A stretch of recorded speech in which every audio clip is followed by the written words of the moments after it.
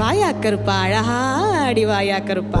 மாலையிட்டு விரதம் இருந்து 18ஆம் படி பகவான தரிசனம் பண்ண நாங்க வாரோம்.